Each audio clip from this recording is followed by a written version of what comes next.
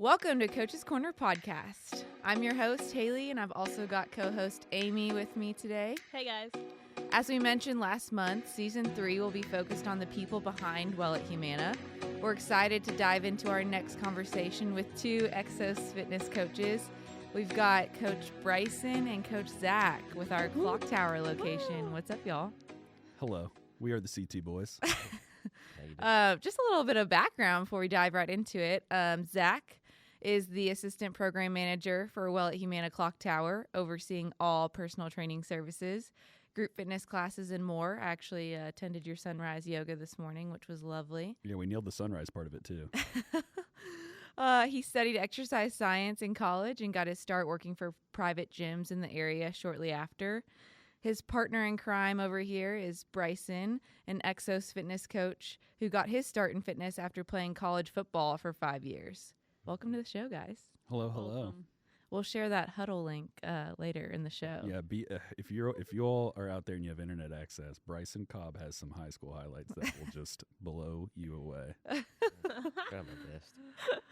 Amy's going to start us off with a fan favorite, our rapid fire questions. Who do we want to do first? I'm ready. I was just going to do, Okay. I'll say a question, you answer, Okay. answer. Boom, boom. Y'all are getting the same questions. Oh, so like you ask and then I answer and he answers? Yeah, you answer the same question. My goal here is going to be to answer as quickly as I possible, hope not you as do. well as possible. That is the goal of rapid fire questions. Okay, well. These are all over the place questions. Like, these aren't even just fitness. These so aren't our standard just questions. literally first thing that pops into your head on these. Okay. Are y'all ready? Yeah, born. Okay. What's your favorite exercise? Deadlifts. Probably clean. Breakfast, lunch, or dinner? Breakfast. Lunch. Favorite snack? Pretzels. Snickers. Snickers. Okay. Y'all more sweet or savory? Savory. Sweet. I feel like I could have guessed that from your favorite snack. Last place you traveled?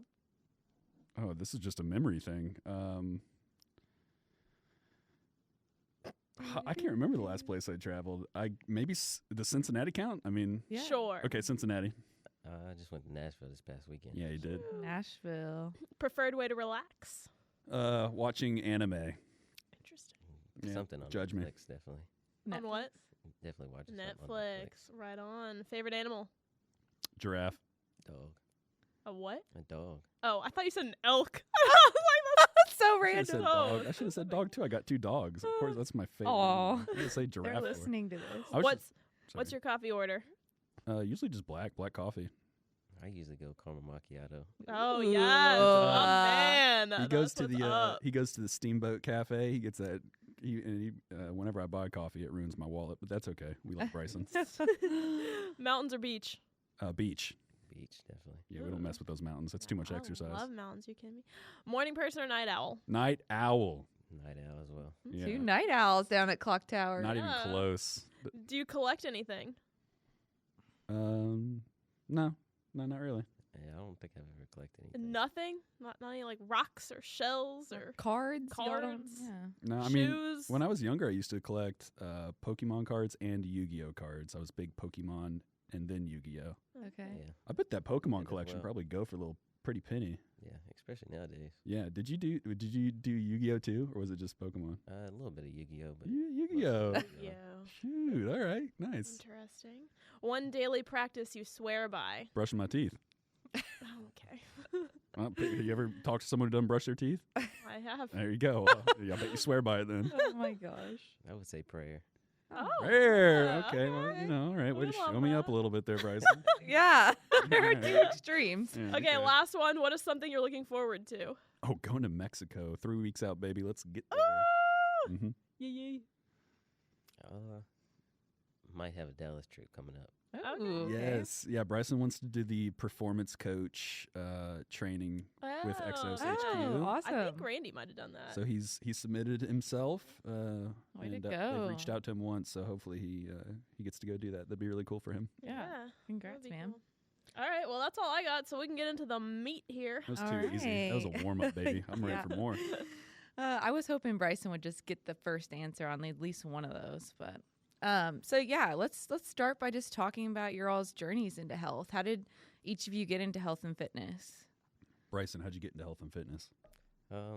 It kind of just started through sports Yeah. mostly. Played sports my whole life, and then Um, Later on in my college years, kind of started getting injured a lot, and I was kind of seeking how can I fix these injuries, and just really started a path that I was kind of already on in terms of being an exercise science major in college.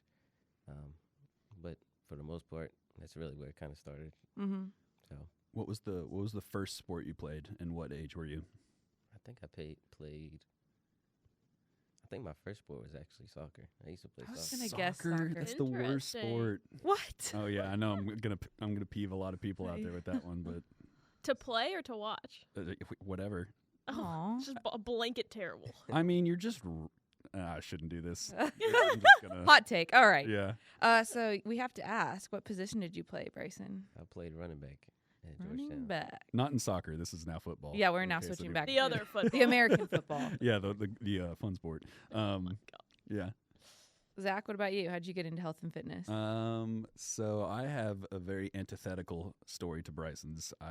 I did not play sports growing up. I played some rec sports, but for the most part, I was just a huge Cheeto eating gamer. Nice. Up until I was about like 18. So this went on a while. These bad habits went on a good while. But when I was 18, I had somebody who basically took me through my first real strength training program, and I just kind of fell in love with the process, if you will. Yeah, and he's kind of the one who hooked me. And I kind of developed the habit on my own after that of just getting in the gym, and then I started just getting a little more active in general, playing sports, more sports, and yeah, here we are today. What sports? I mean, now I play volleyball and kickball with a rec league, local rec league. I do some jiu-jitsu in my free time. More recently, boxing. So truly a little bit of everything, Mm-hmm. except running. I don't run. We run. We trail run. Yeah, because you drag me out. Once a year. Yeah. Once a year I can get you out for a trail run. Trail running is like the only running I'll do too, because it's. That's so fun. It's better on your ankles and joints too. Like, Is it? I mean, rather than pavement, like yeah. pounding on the pavement. It's Yeah, it's got some give to it. The mud can pack beneath. Got some give. But also, like, it's like you got other things to look at. You're not just like, oh. Yeah, you got to pay attention too where you're putting your feet. This is true. Mhm. Otherwise, a little random twig might catch your toe. Did you always know you wanted to study exercise science in college, Zach? No, I didn't know I wanted to do that. When I first got into college, my whole life I grew up thinking I'd kind of just go into business school. My dad went into business, has his own business, and I didn't really know what I was going to do with it, but I figured whatever it was, I'd probably end up using that. And that was until I got into microeconomics class, and I just remember it was a slideshow. We were going through a couple different graphs of like consumer behavior or whatever it was. I could probably draw the graph to this day because I remember looking at it and just thinking like, this is so freaking lame. And then I got up mid class. I didn't even make it to the end of that class. I got up mid class and I dropped out of business school, and then I was at the same time I was kind of falling in love with exercise science. So it was freshman, sophomore year that I made the switch, and we haven't looked back. Very Nice. cool. So then, like, how did you guys then get into coaching? So you find this like passion for health and fitness personally, but then how does that grow into something professionally? How did you get into coaching, Bryson? I think I mostly kind of started off thinking I might have wanted to be a position coach in football, Okay. but then I was like, that's not for me. Yeah, I'm sure being surrounded by coaches too, like Yeah. maybe it had an influence. Yeah, and I don't want to have to go out and recruit players and have to go to people's hometowns and stuff. I'd rather, be more stationary Mm-hmm. in that range. And then also my dad, he's a coach at my high school. Oh, cool. So that kind of went hand in hand as well. And then Yeah. he came to me one day when I was, I think maybe a late junior in college, and was like, I think you should do strength and conditioning coach. So I kind of looked more into that, and then I kind of got into that and got an internship at the University of Kentucky with the football team there. Did a summer with them, and then just kind of fell in love with it ever since, really. What a school to work with. Oh, see, it's all coming together now. How you got those sick highlights? You didn't tell me Dad was the coach, man. He probably had a whole separate Bryson playbook. He's like, oh, we're getting my kid a highlight right on this play right here. Well, he's like a defensive back coach. He's not even. Oh, okay, I got you. He's not the head coach or even my position coach. I got you. What about you, Zach? What was the question? Next question. No. Oh, coaching. Coach, how'd you get into coaching? Well, it kind of comes down to I just wanted to. I always wanted to help people. I wasn't sure how I was going to do that, and it started off as like maybe I'd go into medical, but I decided I wanted to reach people before they got in the hospital. Mm-hmm. So really, I just want to make everyone a little bit healthier wherever they're at, you know. So that's where it came from. Trying to keep people out of the hospital, help them live better lives. Preventative's so important, and I don't feel like there's enough emphasis on that now or in our country or just in general. Like there's so much you can do with prevention. Yeah, definitely. Yeah. Do you guys remember your first client? I know like Amy and I are coaches, like, but it was a past life. We're now in new roles. Yeah, so like, but I still remember my first I client, did too. though. Yeah. Like my first client was a marathon runner who was a friend. And like, she just ran a marathon and hit her goal. At the time when she was working with me, she wanted to run a sub 4-hour marathon, which like, I'm a fresh coach. Like I've got my ACE PT book, like that I'm studying every night, you know? And so I had her like doing all these like by the book drills. She did not end up getting the sub 4 that year that I worked with her, but flash forward 6-7 years later, she did run a sub 4, and I texted her and congratulated her, and she's like, thank you. I still like credit a lot of that success to like our initial session. So like it was like a feel good moment of like when you're working with clients, like sometimes you're not going to see like immediate results. So that was a cool moment. Yeah, my first clients, it was an older couple.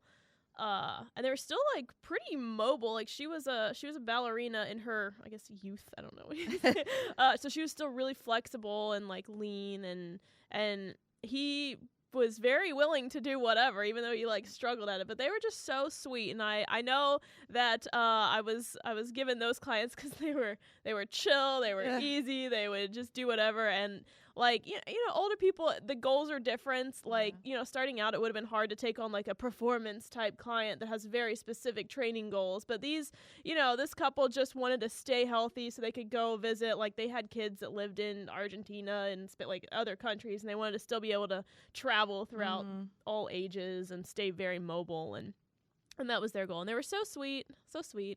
I still remember them. Yeah, I think like that makes me think of like travel in general. Like we take that for granted, just like being able to walk. I recently like traveled out of the country and have talked to like lots of people, and like just being able to walk. People are much more mobile in other areas. So like as you get older, you definitely want to keep that.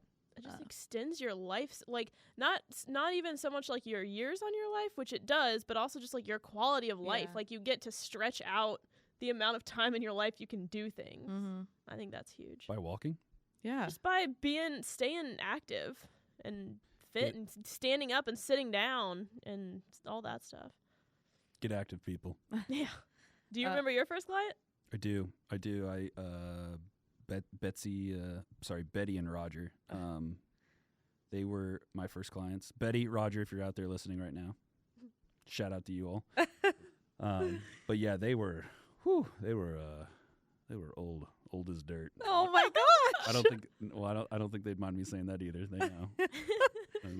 But they were some of the sweetest people. They got after it too. They'd come in, they'd do goblet squats with a little 20-pound kettlebell, they'd do TRX rows, so they didn't play around. Yeah. But yeah, they were probably both in their early 90s, maybe even mid-90s at the time. That's crazy. If they are out there still. Wow, I I want their secret. I was their secret. Oh yeah. Amy. So if you really do, no. He does offer personal training. No, I'm kidding.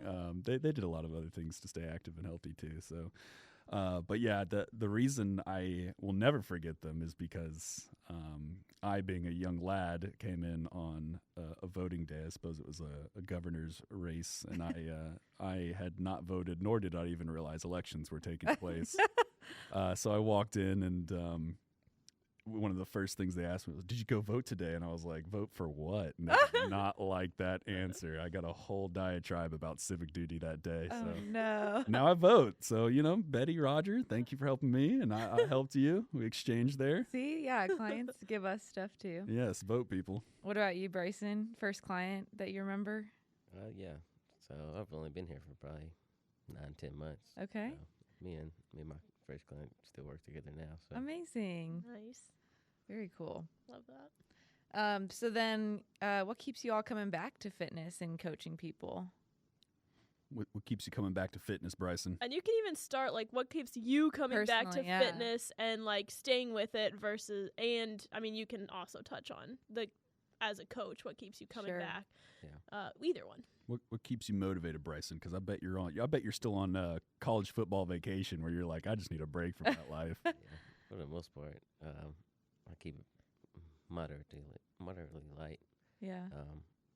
But I just like the way it makes me feel mostly. Yeah. Definitely thinking of my future instead of just Sure. thinking of the present now.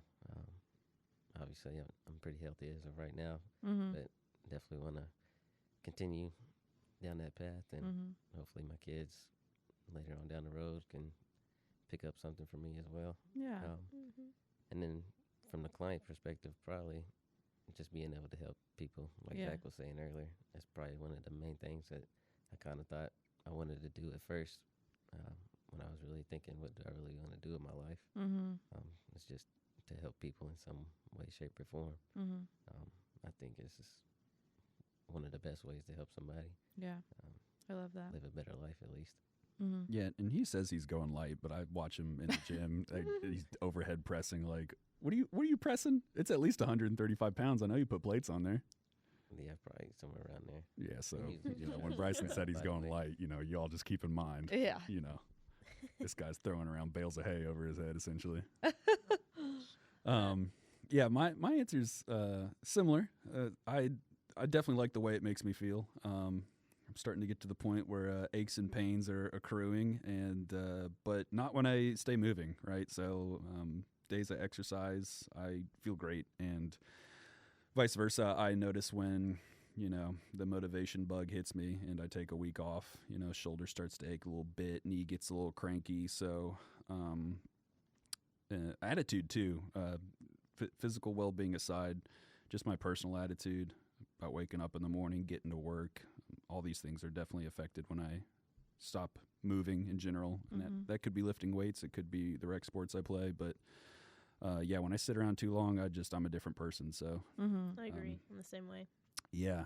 So Need I'd those endorphins. yeah, I'd Get that rather hit. I'd rather be person A for sure. But also just I like getting better.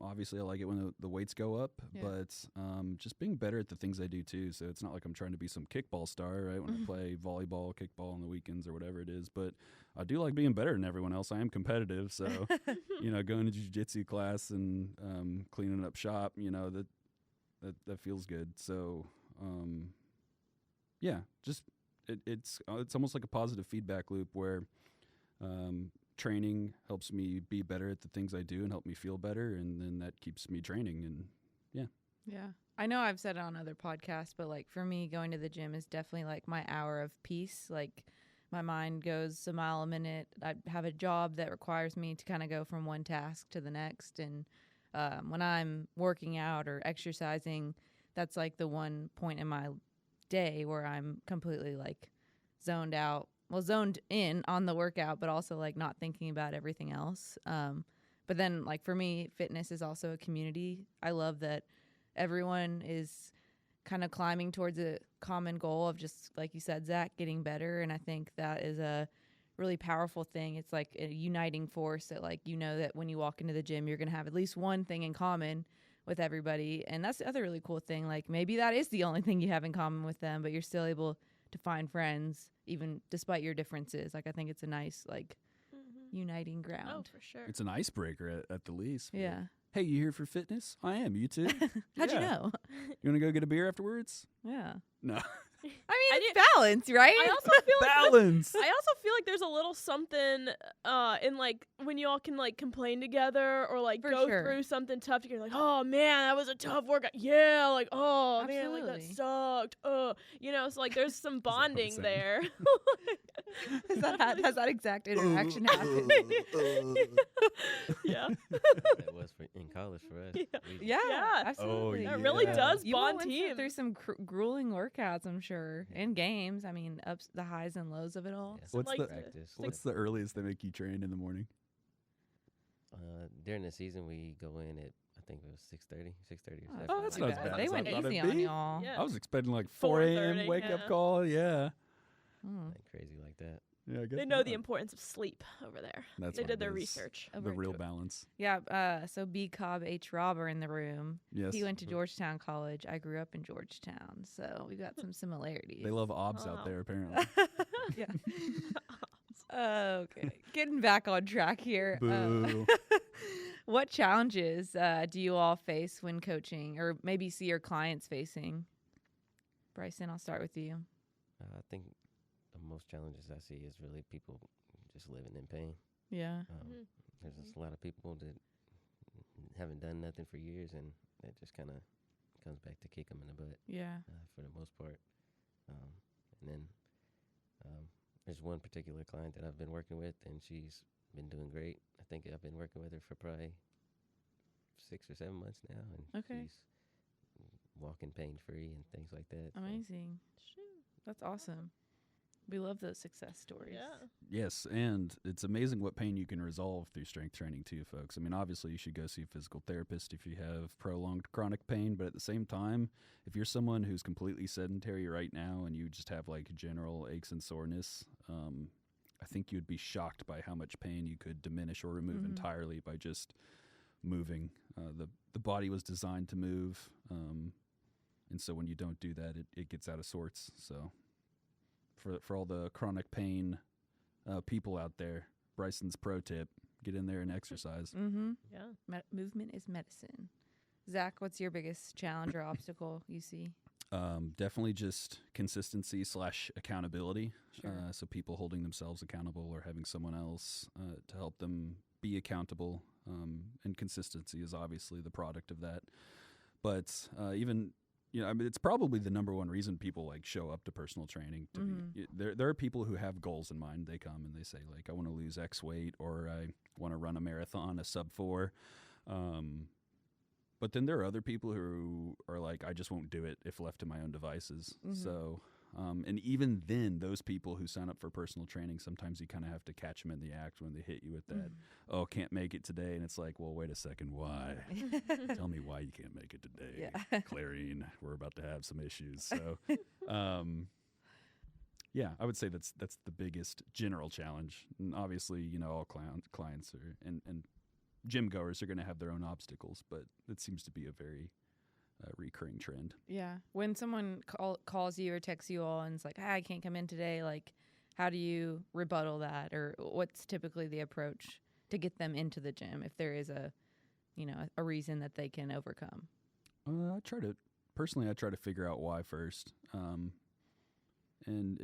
a lot of factors go into it. Some people have something come up, like they broke a bone or something, or they Yeah. got in a car wreck, and obviously there's nothing to help that.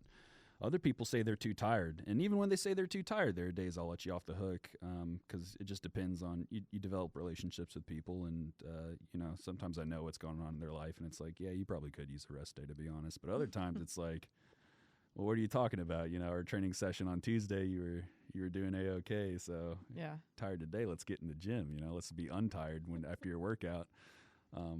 So it's super case by case, but it usually involves a little bit more prying and then making a Mhm. judgment call from there. What about you, Bryson? Yeah. I'm kind of the same way. Just try to fill them out at first. Maybe it's something to where it's something a little bit more lighter. They just don't feel like actually coming in that day. But then obviously you do have those situations where you can't really help it, and it kind of just is what it is. I think a lot of it depends on the person too. Like if like some people just like would not be comfortable with being like, if they say I can't make it, I can't make it. Mm-hmm. But when you really get to know your clients, like I think you can make it. Yeah, I mean that's the Yeah. benefit of personal training is that Right. You relationship get someone that building. really knows you, that's Yeah. gonna be there, that's gonna push you even when it's tough. Yeah, like your therapist. Therapist, like, hey, wait a second, bud. I think you're lying to yourself there. Yeah. I've heard you say this, Zach, that like just packing a bag or like going about your normal routine is like one hack you can do to, you never know. Once you get in the door, I've found that like it's easier to just do something, like maybe it's walking on the treadmill, or maybe it's like Bryson said, something a little bit lighter. It's not what you had originally planned for the day, but at least you got some movement in. Yeah, it's definitely a little pro tip there is always continue to prepare like you're going to work out. Even if you're not feeling like it in a moment, a lot of times motivation comes and goes in waves. Mhm. And if you don't set yourself up for success, like, for example, taking your stuff to work, your gym clothes to work, your tinnies to work, then you don't give yourself the opportunity should you start to feel better. So Mhm. like in the morning, Tuesday, Thursday, I'll usually go to roll after work, jiu-jitsu, and in the morning when I wake up at 5 a.m., because Tuesday, Thursday is my early day, got to be here at 6, I'm like, there's no way I'm going to go home and take a nap after work. There's no way I'm going to go do that. But I have, over the years, learned, like, okay, let me just take my stuff, put it in the car, and then usually by like noon, after my 3rd, 4th, 6th cup of coffee, Yeah. it's like, oh yeah, we'll make it to the gym. So that's the big pro tip is like prepare, so that way if you get to the other side of that unmotivated wave, Yep. you can get back to the gym. Yeah, I love that. Just pro tip. What are some healthy habits that you two implement in your own lives that maybe our listeners could start to do themselves? And this could be anything, like brushing your teeth. Dang it, that was gonna be my joke, Haley. Sorry. Oh my god. All right, Bryson, you go first since my thunder's just been destroyed. Hopefully we're all brushing our teeth already. I don't know, so I'm not here to judge. I'll probably say Vivo barefoot shoes. Nice. Yeah, he's repping them in the studio right now. Can you tell us a little bit about those? Just some kind of flat shoes, pretty much, not a whole lot of cushion underneath. Why would someone need a barefoot shoe, though? Just to be make one with your- the earth. I don't know. I don't make get your it. foot stronger. Most Connect to the definitely. ground. Strengthen the tendons. All Yeah, right. Spread the toes. someone who's not connected with the earth just wouldn't understand, Haley. I understand. It's a very elite club. Oh, okay. In my padded shoes that I'm wearing. The thought process is it strengthens your feet, though, right? And it can also help in like training situations. So a lot of times when you're going after big lifts and whatnot, same reason you'll see guys lifting like chucks and instead of tennis shoes is the objective is to create as much stability as possible in your body so you can move the most amount of weight. So typically that applies to like joints in the body, creating muscular tension. Mm-hmm. But it can also be like the padding on the bottom of your shoes. So person A goes and lifts with Hoka's, those Yeah. big fluffy running shoes, and same person goes and lifts barefoot. They're probably going to end up lifting more barefoot, if not by a large margin. I'm not telling you like it's going to be like you're on steroids, but yeah. I did have a old weightlifting coach who would make us run sprints barefoot in like the grass. So My brother's big on that. He ran an ultra marathon barefooted, oh my completely goodness. barefooted, and he got done with it because this was in San Francisco, and I just did the normal marathon. He did the ultra marathon barefoot. Were you were you I was footed? shoe forward. Okay, I was okay. shoothed. Fully shoothed. Fully shoothed. Okay. Nice. For this, this was like the summer after I got out of high school, so I could not run a marathon now. Oh my gosh! But yeah, he got back, and I was expecting his feet to be like bloody stumps, but they Yeah. were not. Like he doesn't even have like calluses or like his feet look they were a little dirty, but he's like used to running barefoot. Usually on trails, this was like the most he'd done on pavement. But yeah, Crazy. he said he actually went down either a half shoe size or a shoe size because like his arch got so strengthened that it kind of like pulls your feet up. He's got Really? the good arches. And he had like bad arches, like flat arches, like running my family. Oh. So like, yeah, he literally like got a foot arch from the strength of his foot. Amazing. Are you Wow. convinced Yeah. yet, Haley? What? Are you? Okay, maybe. I'm not going to buy the shoes yet, but maybe I'll experiment with my lifts. Yes, Might as well try. yes. Just give it a try. Okay, Zach, what's your healthy habit besides brushing your teeth? Whatever. All right. Floss. No, I'm kidding. Oh my god. No, I would say like move every day. I think a lot of people get really bogged down with this idea of like working out in the gym, and to be honest, the vast majority of health benefits, I'd venture to say even like 60% of it just comes from moving and expressing your body in different ways. What I mean by that is do things of variety, whether that's rec sports, for me, but maybe for you, it's walking and cycling and dance. Maybe you go pick up like a dance hobby, but taking your body through a lot of these different ranges of motion and also like ups and downs in terms of cardiovascular work. So try to think outside the box when it comes to being healthy. And don't just think about like working out being this mundane 2 hours, 1 hour twice a week practice. Yeah, I mean, especially when kids are involved and like life gets more and more complicated, like maybe that 2 hour time frame in the gym is less realistic. So Yeah, but I mean, if you have kids, like get out in the yard, throw a ball with them, or teach them to ride a bike, and you're engaging your body in all these different ways. And I think that's going to yield even more results if you can get in the habit of doing something like that every day. yeah, I think you'll get more out of that than the 2 hours in the gym, to be And quite frank. I like that you call it movement too, and not just like exercise or workout. Because like when people hear those words, I think they think get into the gym. But movement, I mean, there's people that don't really move. Especially No. with this work at home culture. Like you get up, you maybe go to the bathroom, maybe get a snack, then park yourself at your desk in your 6 house. hours pass and I haven't gotten Yeah. up. It's real. Yeah, you go to the bathroom maybe once, twice a day, whatever, get some snacks, but like you're not moving. And then like a lot of those people, if you're not actively like prioritizing movement, you move from your desk 3 feet into your living room, sit on the couch for the rest of the night. Mm-hmm. Yeah. So even just not even talking exercise, not even talking workouts, gym, whatever, like literally movement. Like, and that's why I think we're really hitting in on like take walks, play with your kids, cut your grass, like just move your body, because even that is something that's missing from a lot of people's lives, and that's a very low-hanging fruit place to start. Yeah. Totally. I think a lot of people develop a very bad relationship with exercise too for that reason, because the only movement they get is those 2 hours, and so their brain has associated this like I'm gonna go in, get sweaty, I have to work hard, I have to push myself. Yeah. And it really shouldn't be like that. You should look forward to your activities. So try to get active, and whatever that means for you is totally fine. It could mean walks, it could mean kids, it could mean picking up a new hobby, but you'd be surprised with how much pain you can mitigate, anxiety too. I think a lot of people have pent up energy that just needs to be released. So obviously people have anxiety, but it's almost like physical therapy, where it's like, yeah, your shoulder hurts, but how much of that is because you're just not moving, and how much of it is because you actually have an injury. And the same kind of goes for some of these mind games our brain plays on us with the sadsies and anxiety. It's like, well, yeah, you probably do have something going on there, but at the same time, are we making it worse by poor practices? Yeah. So maybe we hit on one of your all soapboxes with the 0 drop shoes, barefoot shoes. But I want to hear more of those.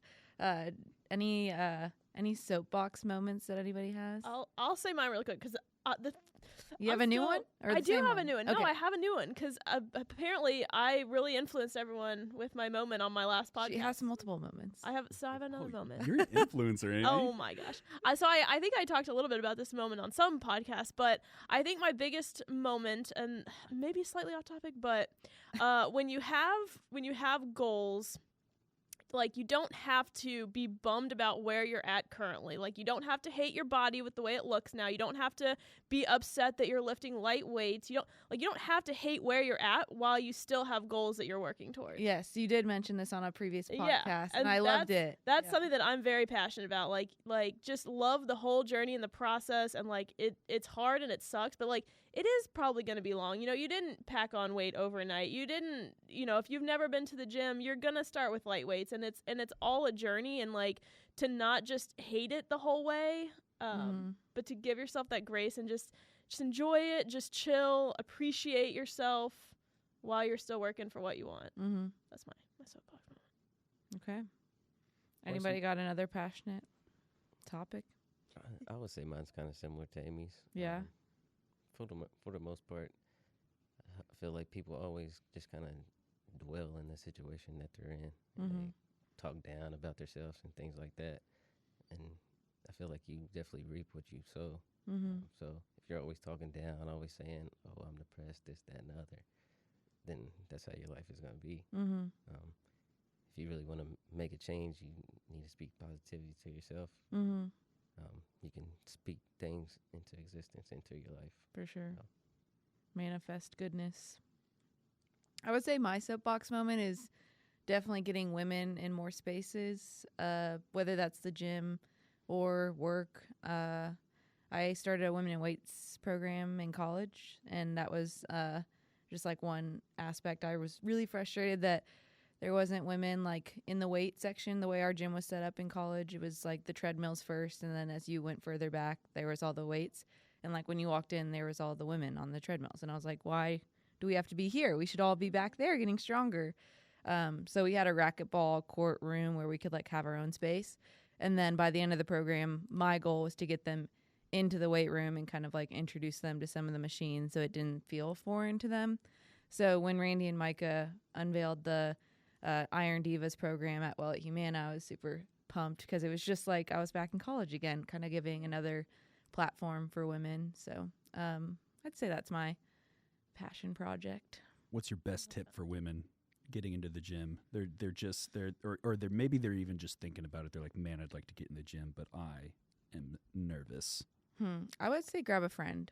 I think the buddy system is really powerful, especially as women. Like, it is an intimidating space. I walk into gyms. I've been doing some type of fitness for the past, 10 years in some form or fashion, and I still get intimidated walking into new gyms. But if you just bring a friend or someone with you, it does so much for you because then you're not fearful anymore. You're like, at least I have someone that's doing this with me. So I think that's like one piece of advice. And also just remember that everyone else started somewhere too. Like, while you walk into a gym and it looks like everyone knows what they're doing, like they all walked in like, I don't know how to do a deadlift too. So I don't know. That helps me kind of stay level-headed and be like, oh, it doesn't matter if I look stupid. At least I'm doing something. And I think also to think about, like, you deserve to be here just as much as everyone else. Whether even if they're throwing around their 100-pound dumbbells, you know, the Chads doing their curls, and like you got your little 5 pounds doing your little flies, whatever. Like, you deserve to be there just as much. Your workout matters just as much. And the gym is a very self-centered place. Like, to be honest, they're probably focusing on themselves before even looking at you. They didn't even know you walked in because they're like focusing on their form for their flies or curls or whatever they're doing. So that is true. Unless you're like swinging around the cable machine like Spider-Man, I'm really not going to notice. There might be a video being taken of you if you're doing that. The cable machine like Spider-Man. Have you seen those? I have. Yeah, I've seen that video. People just like they grab it and then turn themselves upside down. Yes. Or like run into it and let it like shoot them back. Yeah, you should. Yeah, wait for a day when there's a person in there doing that, and then you won't. You know that there's at least one other person in there who's being weirder than you. Know? Yeah, that's true. Wait for the day when the circus comes to town. So much for the no judgment zone. We are very. That's probably the only thing I will judge, though. Yeah, that's the only thing. Yeah, we're not judging anything else. Yeah, just don't do that. Just don't bounce on the cable machines upside down. Zach, do you have a soapbox moment? I do. I think my biggest thing is don't let preconceived notions or advice from professionals hold you back. I think in the world of health and wellness and exercise, there's either a lot of bad information or there's people who are drawing conclusions based off studies and whatnot, and I think it turns a lot of people away, and it creates worse habits, and I'll try to be more specific. But for instance, like as we age, I think a lot of people, there's this idea that we should just like, well, I'm aging, so this checklist of things has to happen. It's like, oh, I'm starting to hurt. That just has to happen. And well, my knees kind of hurt, so I just have to stop doing X, Y, Z. And it's like, well, I probably shouldn't do weights anymore and then my doctor's telling me I have to be on this medication. And there's never really any resistance to this downward spiral. And I think it's predominantly because as a culture, it's just like, that's just what we expect. But none of that should be normal, right? And or at least that's the way our brain should work. Obviously there's certain things that come with aging that make things more difficult, but we should not accept pain as just like being okay, or, taking medication to help with pain or treat symptoms that could be cured with exercise. And just like becoming frail is a big one too. And there are things, you're either spiraling up in exercise or spiraling down. There's no just like, oh, I just can't lift weights anymore. It's like, well, if you can't lift weights, you're going to lose body mass. You're going to burn fewer calories throughout the day. You're going to put on more weight, which is probably going to lead to you being more sedentary, which is probably going to lead to you not sleeping as well, which is probably going to lead to your motivation. So it's like everything that happens to you, it's either going to contribute to the downward spiral or an upward spiral. So my soapbox is just like, always be resistant, always fights. Like if doctor tells you can't lift over 10 pounds, have that conversation of like, why? I'm not saying your doctor's wrong, but at the same time, advocate for yourself. Everyone should advocate for themselves, and don't just accept advice or symptoms as normal, especially as we age. Yeah. Ask questions. As we wrap up this episode, let's give our listeners a tip to start. Like what would your advice be to someone just starting out in the world of fitness? Bryson, what would you say? I'd definitely say try something new. Just test yourself. Don't put limitations on yourself. Kind of like what Zach was saying a little bit. So. Doesn't hurt to try. Zach? Find something you enjoy, because there's probably like the thing you should be doing to reach whatever goal you want to reach, but it doesn't matter if you're not going to do it in 4 weeks. True. And you really, and Amy kind of touched on it earlier too, but you really, and it's going to sound cheesy, but you have to think about your movement and health as a journey. And that's going to come with ups and downs and ons and offs. But it should start with something you enjoy, and you should build up to what you want to be from there, right? Because the more consistent you can be, the more you can kind of slowly start to tack on. So that's one of the biggest things is don't try to bite off everything all at once. Be honest with yourself to how much time you have and what you can commit to today and this week, and then just slowly build from there better habits. I would say mine is don't wait till Monday. Your body doesn't know if it's Monday or Thursday. Your body doesn't know if it's the new year. Your body doesn't know if it's after the holidays or not. If you try to wait for a perfect time and perfect conditions and everything in your life to be smooth, like, oh, let me just get through this next thing. Let me just get through this busy season. When my kids are older, I'll do it.